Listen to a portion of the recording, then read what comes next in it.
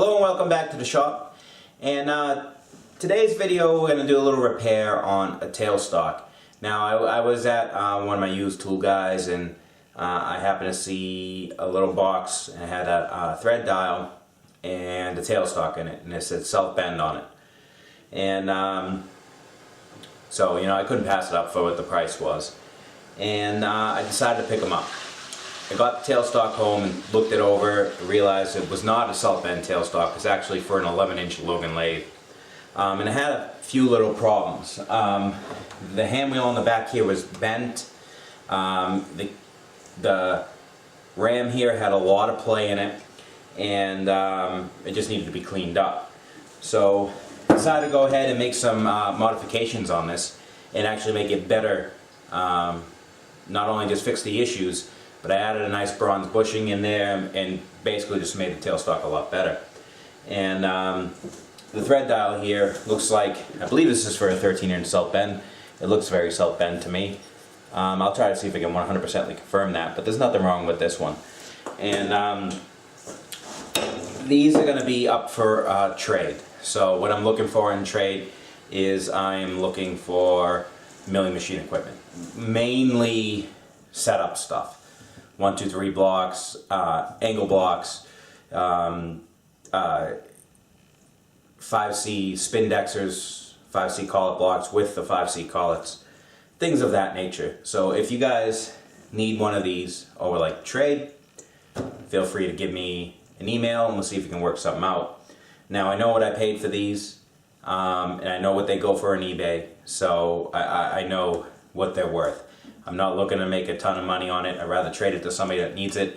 I'm not looking to screw anybody, and I'm just not looking to get screwed. So in other words, don't say, oh, I got these, import 1, 2, 3 blocks, I want this. It's just not, that's not going to happen. Decent quality tools, tooling, things like that. Like I said, these go for a pretty penny online. I believe these tailstocks are in the $275 range. And these guys are at least in the $75 to $100 range. So just be aware of that. And like I said, throw up what you want for trade. Worst I can say is no. So let's get into seeing what's wrong with this and get into fixing it and repairing it. Okay, so here is the tailstock. Now it is missing the draw plate and bolt, but that's very simple to make. You can even just make it out of a round cylinder and use it as a bed clamp bolt. So, just to show you here, from the spindle center to the bottom here, we have 5.5 inches. All right, so it's for an 11-inch lathe. Now,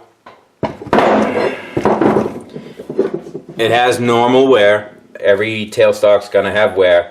So you can see the ridge here, and I can catch a fingernail lightly on there. Now mine is the same thing. The only thing you might have to do is just put some shims in here to bump it on the center line. And I'm pretty sure, just like self bends, these were scraped to fit the lathe. Actually, maybe they weren't. I don't see any. I only see machining marks. I don't see scraping marks in here, but I could be wrong. So they may need some adjustment if you fit this up to your lathe. But our problems, we have a couple here. So one problem we have, and I have it all apart already, so take off this end. Now this is a Morse Taper 2 spindle. Now one problem I have with this here is this. Okay, I got about an 1/8 inch of wiggle around there, back and forth. Now there's a little key in here, right, which is pushed in right here, and it's not even. Usually these are pressed in there, but this I can move this around. This little key here. Let me zoom in. Right here, first of all, isn't a good fit on this diameter in the hole, and also is not a good fit in the keyway in the shaft here. Okay, you can, let's see if I can get a good angle of this. You can see the wiggle we got going there, back and forth, and also even depth-wise. You can see how much deeper I can go with this. So we got to make a new one of these. And okay, so now we have a few problems with the screw here. Problem number one is it's a little stiff getting into the thread of the spindle. And if you look really closely, this thread here, I can get it in the frame of the camera, this thread right here is chipped. Alright, that's from hitting the Morse taper tooling. If you look, there's a slight little protrusion there to hit the Morse taper tooling, but over the years that's become worn down and flush with the threads. So what I want to do is just take that one thread off and have that be the rest of the protrusion to push and eject your Morse taper tooling, and that'll make this work a lot smoother. The other thing we have too is, let me throw this in here and put the handle on real quick. It looks like this fell or got hit, because if I can get the camera angle good. Alright, you can see it's got the wobbles. Now what that is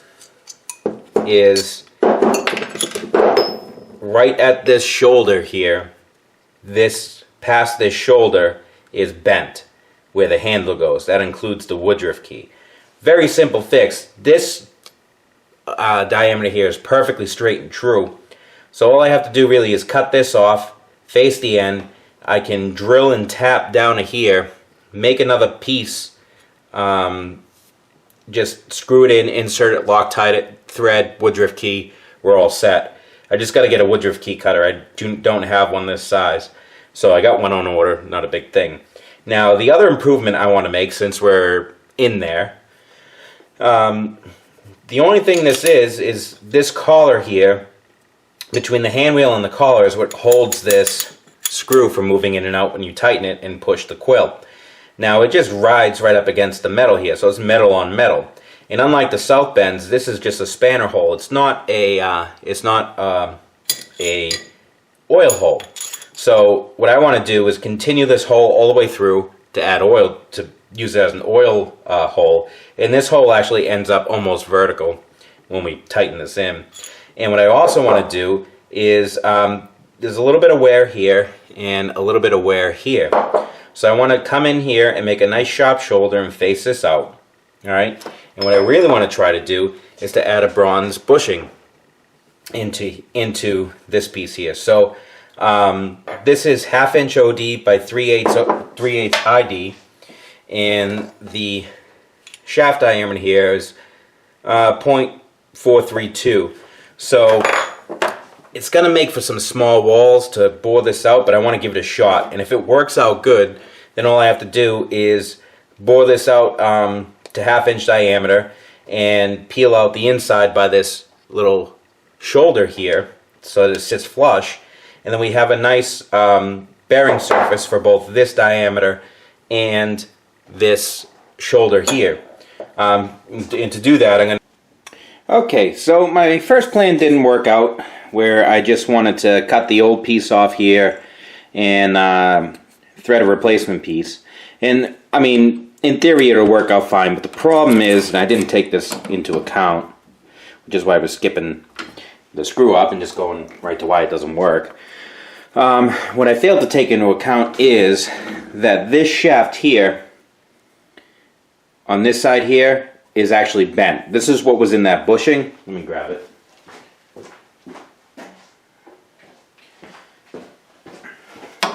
This is what was in the bushing here, so I figured when it fell over, this just took the brunt of it and just that bent. But there is some distortion in this shaft, and I'll prove it to you with an indicator. And I can also see, I know the camera won't pick it up, but right here and directly opposite right here are little, look like pock marks. So I think somebody grabbed this with a wrench or a pair of channel locks or something and tried to bend it. back into shape.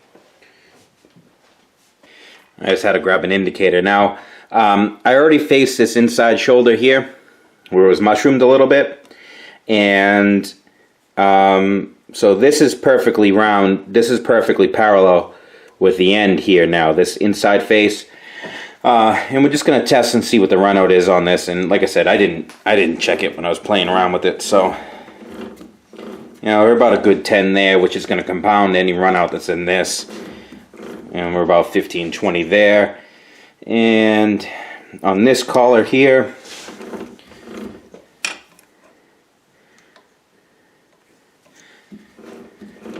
see, we're only 5 there, which is probably just a little bit of run out, but and plus the tolerance of the collet there. It should be a little bit lower, but even if there is a little bit of bend or mushroom from this outside edge rubbing, that's not a huge thing. Now I'd face this inside corner here, so there shouldn't be any run out in here.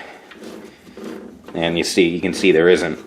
Alright, so now our new plan, what we're gonna do is we're gonna I mean, I can make a whole new screw. I'm just trying to avoid doing that. And it's not like it's a complicated part, but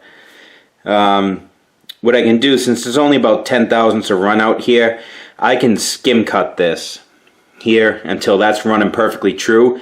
And since we're gonna we're planning on putting a bushing in this, it's not gonna make any difference to us.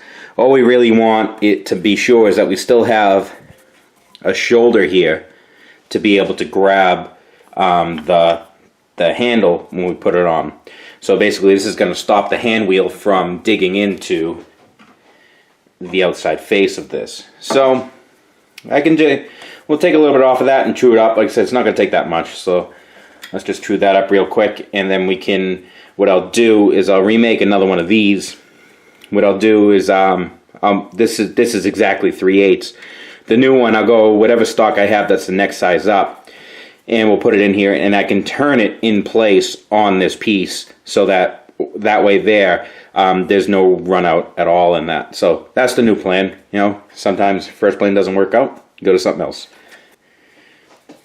Okay, so this is nice and concentric here, and this is the piece I made. I'm gonna have to make another one, but we have a nice little ridge for us to catch our hand wheel so it doesn't go in too far. Here's our bushing, and we stick a little proud of that, so that way there our hand wheel won't rub up against this outside. Now, to make sure that this diameter is perfectly concentric with whatever I put in here, this is going to be larger than 3/8, and I'll turn it down to size. So let me see what I have in the bin, and off camera I'm going to just thread this little 1/4 piece. I'm going to put it in, and I'm going to Loctite it in place. And then when we come back, we'll with you guys, we'll turn this down to the correct diameter and length, which from this shoulder to here is going to be 1 inch, and then we'll thread it. So that's the plan.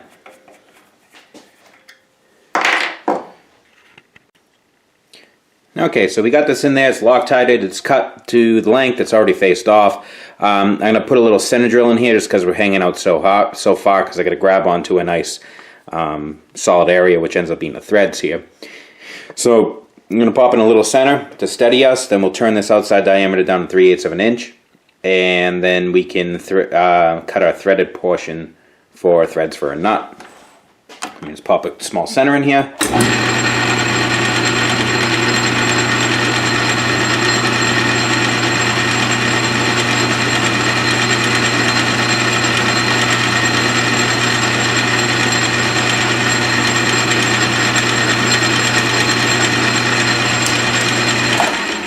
Okay.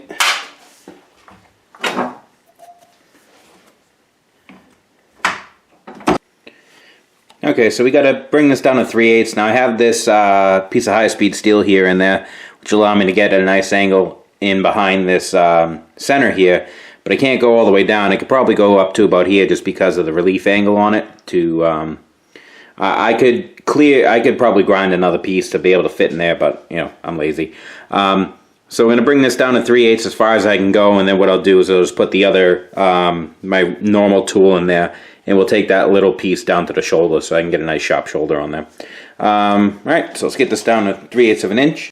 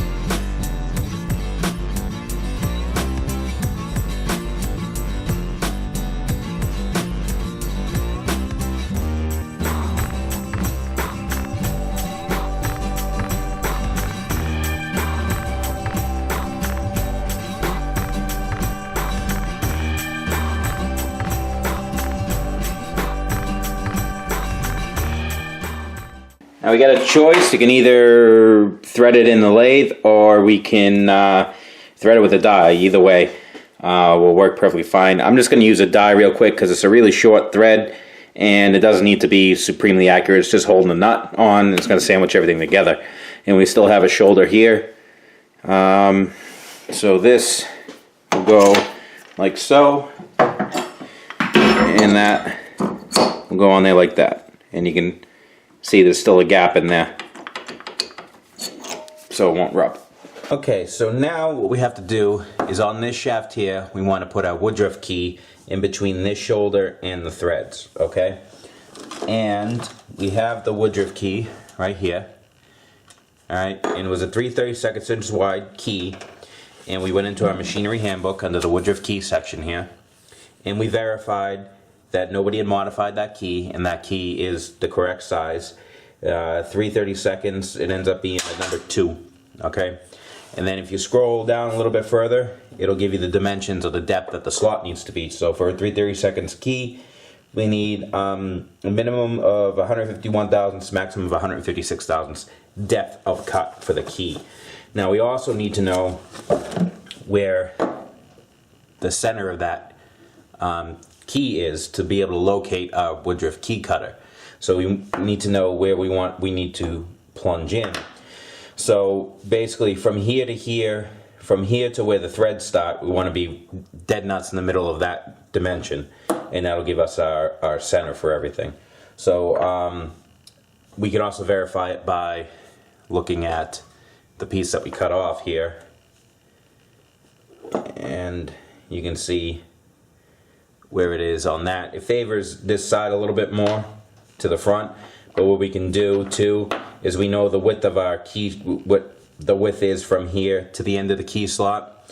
We can divide that in half. That'll give us the center of that slot, and then we can measure from the end of the shaft to the beginning of that slot, add those two measurements together, and that'll give us where we need to be on that shaft for the key cutter. Basically, we don't want to cut into the threads, and we don't want to cut into this second diameter. We want to be right in there. Okay, so I'm going to set up on the mill and we'll get ready to cut this. Okay, so I'm going to edge find this edge so we can get the woodruff key cutter in the middle of where we need it. Now from the end of this bar to the end of the threads is 300 thousandths, and then from the end of the threads to the shoulder is 600 thousandths. So we want to be in the middle of that 600 thousandths section of blank area. So it's a 200 thousandths thread edge finder. So basically I gotta touch off here and go in 800 thousandths. So I'm gonna touch off here, go in half the diameter of this, which is 100 thousandths. Then I'm gonna go in 400 thousandths for the thread, which would equal 500 thousandths. And then I'm gonna go in an additional 300 thousandths to be in the middle of this section, which will equal 800 thousandths. So let's go ahead and get that going.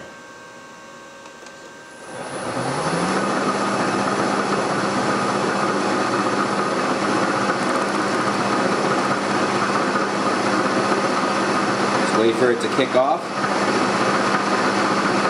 Right there. Zero my DRO. We'll do it again just to make sure we're right.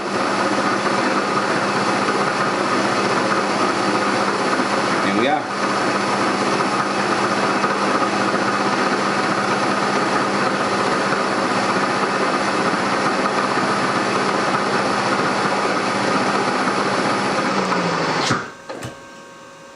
So I'm going to go in 800 thousandths. This is 1, 2, 3, 4, 5, 6, 7,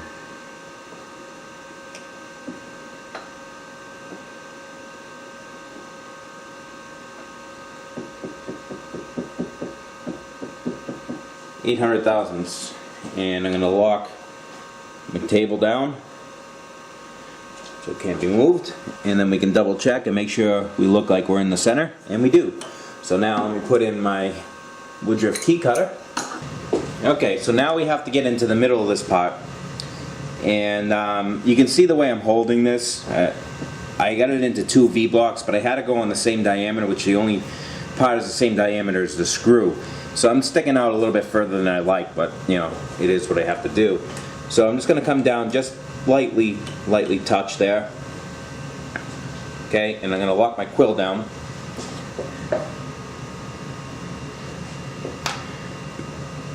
We're going to to the other side. Now I got to go up 234 thousandths. That'll get me to the center. So that's half the width of the cutter plus half of the diameter here, which is 3/8. So I'm just setting 0 on my dial, on my knee, and we're going to come up. There's 100. There's 200, 10, 20, 30, 4. Okay, and we're going to lock the knee down. And we're just going to eyeball, and we look like we're right in the center. So what I'm going to do is I'm going to spin it up, and we're going to watch this until we start to raise a chip. Once we raise a chip, I'm going to 0 my DRO, and we're going to go in 151 thousandths, or between 151 and 156 thousandths. Okay, so we're ready to go. Start up the mill.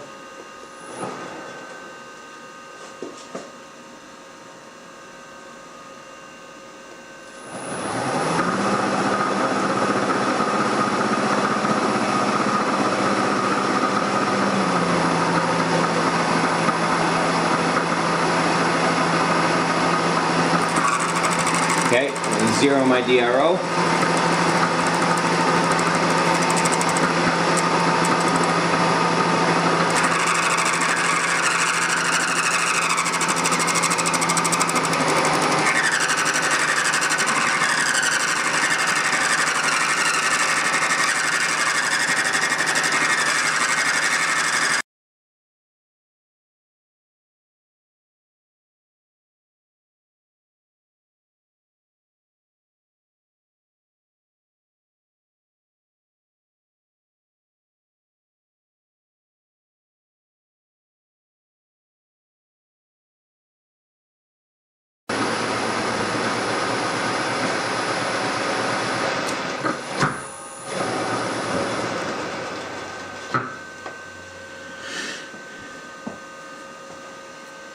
Okay, so she definitely cut and we're right in the middle.